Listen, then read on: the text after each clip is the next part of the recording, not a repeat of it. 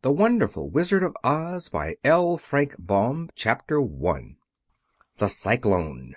Dorothy lived in the midst of the great Kansas prairies, with Uncle Henry, who was a farmer, and Aunt Em, who was the farmer's wife. Their house was small, for the lumber to build it had to be carried by wagon many miles. There were 4 walls, a floor, and a roof, which made one room, and this room contained a rusty-looking cook-stove, a cupboard for the dishes, a table, 3 or 4 chairs, and the beds. Uncle Henry and Aunt Em had a big bed in one corner, and Dorothy a little bed in another corner. There was no garret at all, and no cellar, except a small hole dug in the ground called a cyclone cellar, where the family could go in case one of those great whirlwinds arose, mighty enough to crush any building in its path. It was reached by a trap-door in the middle of the floor, from which a ladder led down into the small dark hole.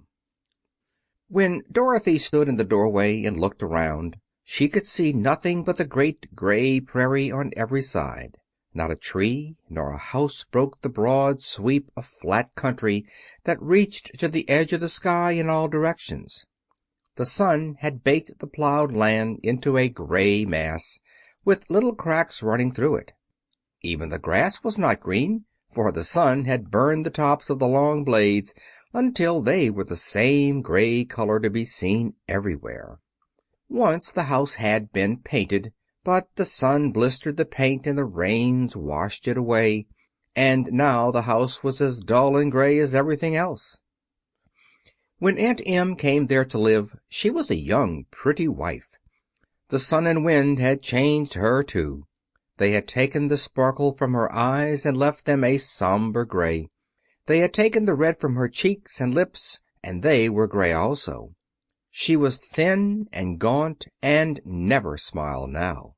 When Dorothy, who was an orphan, first came to her, Aunt Em had been so startled by the child's laughter that she would scream and press her hand upon her heart whenever Dorothy's merry voice reached her ears, and she still looked at the little girl with wonder that she could find anything to laugh at.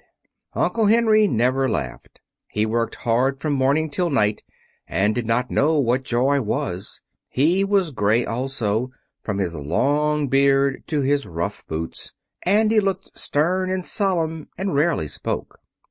It was Toto that made Dorothy laugh, and saved her from growing as gray as her other surroundings. Toto was not gray. He was a little black dog, with long silky hair and small black eyes that twinkled merrily on either side of his funny wee nose. Toto played all day long, and Dorothy played with him and loved him dearly. Today, however, they were not playing. Uncle Henry sat upon the doorstep and looked anxiously at the sky, which was even grayer than usual. Dorothy stood in the door with Toto in her arms, and looked at the sky too. Aunt Em was washing the dishes.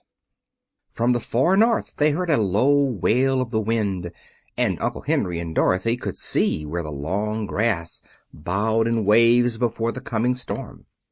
There now came a sharp whistling in the air from the south, and as they turned their eyes that way they saw ripples in the grass coming from that direction also. Suddenly Uncle Henry stood up.